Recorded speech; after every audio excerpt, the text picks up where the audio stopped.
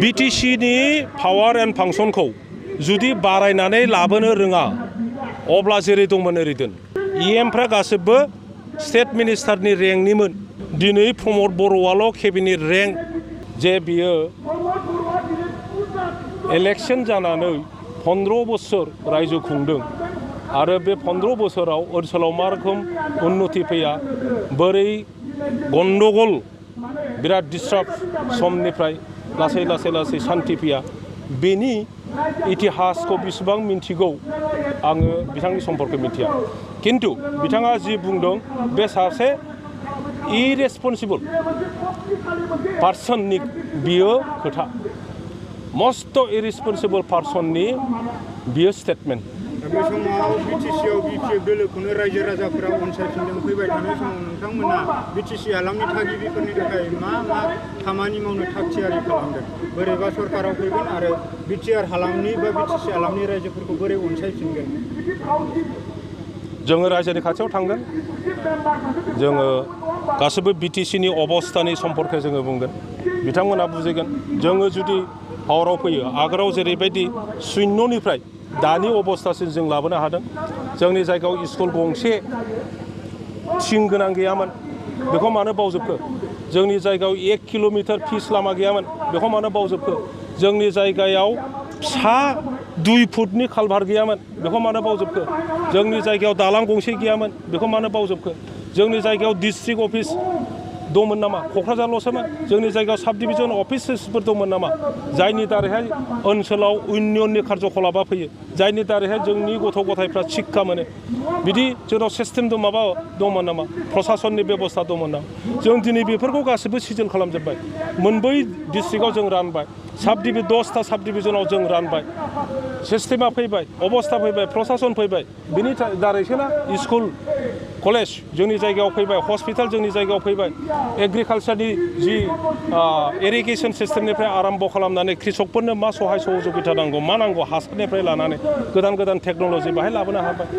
जों बेबायदिनिफ्रायसो लाबोदों गतिके बेनिफ्राय आरोबाव गोजौआव थांनो बेनिफ्राय साबसिन जोंनि हेल्थ कन्डिशनखौ फोसाबनो जोंनि एडुकेसन अबस्थाखौ आरोबाव फोसाबनो जोंनि सामाजिक अबस्थाखौ फोसाबनो अर्थनैतिक अबस्थाखौ फोसाबनो बेनि बेबस्थाफोरखौ जोङो गभर्नमेन्ट फैयोब्ला आरो साबसिन खामानि मावलांगोन बे बेलायाव राजखान्थि दोलो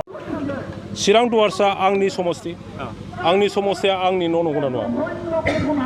CMआ कंग्रेसनियानो जाथों BJPनियानो जाथों चिफ मिनिस्टारा चिफ मिनिस्टार बेयो हेड अफ दि स्टेट बयनिबो थाखाय चिफ मिनिस्टार बिथाङा आंनि न'आव फैदों आङो बिथांखौ लोगो हमनो थांनायाव ना UPPLनाव सोंगोन ना आंनि पार्टिनि मानसिफोरनाव सोंगोन आं सासे नेता बिथाङा सासे नेता 15 बोसोर आंनि राजनैतिक खालामनाय समावहाय बिथांजों अथ'प्रथ' सान हर जोङो जिरायलायनानै रायलायलायनानै खामानि मावबोदों बिथाङा आंनि न'आव फैदों आं बिथांखौ रायलायनांगोन ना रायलायनाङा बिथांनो साहा कापसे दै ग्लाससे होनाया आंनि दायित्व नंगौना नङा बे ओनसोलनि समस्या बाहाय मा नांगौ नाङा ब्रिफ खालामनाया आंनि दायित्व नंगौना नङा दिनै गोदान सरकार जादों गोदान नेताफोर फैदों होननानै बिसोरनि सायाव आं सोनारनानै थानाया बे जाम्बा जागोन ना सियारनि खामानि जागोन गतिके आं बिथांखौ लोगो हमदों बे खारनाव BJPआव थांनायनि थाखाय आं बेखौ लोगो हमाखै जोंनि जायगायाव फैदों आंनि न'आव फैदों बे हिसाबै मान सन्मानै बिथांखौ लोगो हमनानै जोंनि जायगानि समस्यानि प्रति बिथांनो आङो माबा खालामदों ब्रिफ खालामदों जोबनाय बेलायाव नोंथांमोनखौथ' दिनै बर' रायजो राजाफोरा अनसायखादों BPF सापर्टारफोरखौ मा अननाय बावहरगोन माबोरै बरायगोन गोलाव समनि उनावहाय जोङो BPF दोलोआ मोनफ्रोमबो जिल्लायाव बयबो रायजो राजाफोरजों इन्टारेक्सन प्रग्राम लादों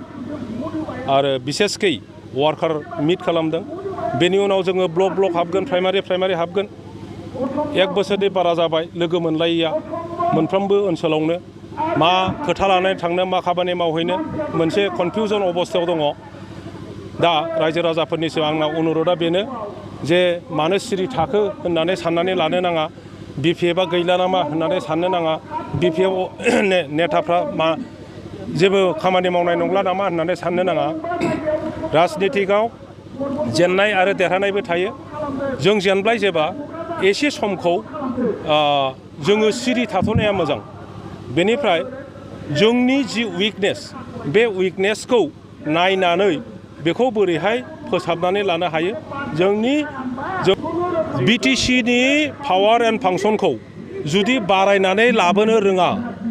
अब्ला जेरै दंमोन ओरै दोन जेरै दंमोन ओरैनो लाखिनांगौ आरो बिटिसिखौ बिदिनो सालायलांनांगौ बिटिसिनि हेड जायखौ चिफ होनना बुङो बियो केबिनेट रेंकनिमोन डेपुटि चिफ आंमोन 15 बोसोर आं केबिनेट रेंकनिमोन इएमफ्रा गासिबो स्टेट मिनिस्टारनि रेंकनिमोन स्पिकार जोंहा केबिनेट रेंकनिमोन नाथाय दिनै बिथांमोना बिराद पावार मोनबाय बिटिसिनि ओरै ओरै होननाय मानसिफ्रा दिनै प्रमद बर'आल' केबिनेट रेंक बेबो नटिफिकेसन गोदान होजादों आरो डेपुटि चिफआ जेबो रेंकबो गैया इएमफ्रा जेबो रेंक गैया ओंखायनो डिसि बिथांमोनहा सार होननांगौ डिसिआ बिसोरखौ पात्ता होआ बे समाव फेरेंगा बसुमतारी बिथाङानो बुंदों बे थार्ड ग्रेड 4 ग्रेडआ बिटिसिनि साकरि नङा आसामनिसो होनना बुंदों बेयाव मा फैयो आरो जुदि आसामनि सोबा क'क्राझाराव मानो सिलेक्ट खालामफैखो क'क्राझारा बिटिसि नंगौना नङा आरो बिथांमोना प्रमान होथों जे जि सिलेक्सन जादों बे आसामनि थाखायसो जादों जोंनि बिटिसिनि थाखाय जायाखै होननानै बिथांमोना प्रमान होथों जों जेसेबां मिथिगौ बियो सेन्ट्रेलाइज सिलेक्सन अल आसामनि इनक्लुडिं काउन्सिल्स दा बेखौ काउन्सिलनि नेताफ्रा गावहानो साख्रि होनो हानायनि क्षमता दं बेखौ मानो हगारना लानांगौ मास्टार साख्रिखौबो जुदि होनो हालाब्ला बे बिटिआर गभर्नमेन्टआ बे बिटिआरआ अब्ला बे बिटिआरखौ मानो मावगौ जोंनोलाय जोंनि स्कुलाव 4 ग्रेडनि साख्रिखौबो जुदि एपइन्टमेन्ट होनो हालाब्ला बे बिटिआरखौ जोंनो मानो नांगौ दिनैसिम इलेक्सननि सिगांबो आरो उनावबो रन्जित बसुमतारी बिथाङा बिराद गिदिर खोथा बुंदों इभेन हिन्दी मुंख्लं नखरफोरनो साकरि होगोन होनदों जोङो नखर साकरि होगोन होनदों बिथाङा बे जाफुंसारनो हादों गावनि खोथा होनाय बायदि मा बुङो बेखौ नोंथांमोनानो नुगासिनो दं नोंथांमोना मिडियानि मानसि बुंनानै होदो बहाबा सासे होजेनबायब्ला नै रन्जित बसुमतारीया गावनि खोथाखौ लाखिबाय साख्रि सासे होबाय होननानै नोंथाङा खोन्था राकेश बसुमतारी बिथाङा बिपिएफखौ मानसि बुथारग्रा पार्टि होननानै बुंदों बिनि समाव बियो बर'नि इतिहासखौ मिथिया 2013 जि बिटिसि सृष्टि जादोंमोन आरो बे बिटिसिनो जि 6 शिडिउलनि क्षमता होदोंमोन बे क्षमताफोरखौ बिटिआर एकर्ड जानाय आरो बिनि पर्यायक्रमे जि सरकार जाबाय बिटिआर गभर्नमेन्ट जाबाय बे गभर्नमेन्टनि दारैहाय साफा बिटिसिनि जि क्षमता बे क्षमताखौ फोजोबफिनजोब्बाय आसरितआ बेसो जे बर'फोरनि दैदेनगिरि जानानै इउपिपिएलनि नेताफोरा बुजिनानै खालामखो ना थगायजाखो मानो बुजिनो रोंदिया जेब्ला प्रमद बर'आ मोनसे नटिफिकेसननि दारैहाय 16था बिभागखौ डिसिनो हगारना हरनाय जाबाय बेखौ मानो बुजिदिया जे डिसिआ आलादा इन्स्टिटिउसन अनुस्थान डिसि आरो एसपिआ बिटिसिनि आन्डाराव गैया गतिके बे बिटिसिनि आन्डाराव गैयै अनुस्थाननो नोंनि क्षमता बे बिभाग 16था बिभागखौ हरोब्ला नोंनि आखायाव जेबो थाला दिनै बे 16था बिभागनि हेड अफ एकाउन्ट बेखौ क्ल'ज खालामबाय होननानै बुंदों क्ल'ज खालाममारबायब्ला अब्ला बे 16था डिपार्टमेन्टआ बिटिसिजों गैला बबे गैला जि 16था डिपार्टमेन्ट जों नुनो मोन्दों मेइन डिपार्टमेन्ट गोजा नोंनि शिक्षा बिभाग हेल्थ बिभाग पिडब्लिउडि इरिगेसन एग्रिकालचार फरेस्ट इत्यादि बे 16 डिपार्टमेन्टआ गैला साख्रि बाख्रिनि खोथा बिटिसिआव 4 ग्रेड आरो 3 ग्रेड साख्रि होनायनि क्षमता होदों ओंखायनो थांनाय 15 बोसोराव जोङो सेन्ट्रेल सिलेक्सन बर्ड खालामनानै मोनफ्रोमबो बिभागनि 4 ग्रेड आरो 3 ग्रेडखौ सिलेक्सन खालामनानै बिटिसिनि मानसिफोरनो साख्रि होदोंमोन नाथाय दिनै बे एपइन्टिं अथरिटि बे क्षमताखौबो बिटिआर सरकार प्रमद बर'नि सरकारा खोमानानै लाबाय सेन्ट्रेलाइज सिलेक्सननो आसाम गभर्नमेन्टआसो दा सिलेक्ट खालामसै दाख्लैसो मा थारिखमोन बेवहाय क'क्राझाराव मोनसे 23 तारिखआव क'क्राझाराव मोनसे सिलेक्सन जानानै थांबाय साख्रिनि 3rd ग्रेड 4th ग्रेडनि बिटिसिनि जोंनि खोनानायाव 700 नङाबा 800 3rd ग्रेड आरो 4th ग्रेड साख्रि दा बिटिसिआव दङ जोंनि सरकार मोनबा जोङो सेन्ट्रेल सिलेक्सन बर्डनि दारै बेखौ सिलेक्ट खालामनानै बिटिसि बासिनोनो साख्रिखौ होगौमोन जेब्ला नैबे सिलेक्सन प्रसेसा आसामनि आखायाव थांबाय जोंनि बे जायगानि राजबंशीखौनो बुं आदिबासीखौनो बुं नेपालिखौनो बुं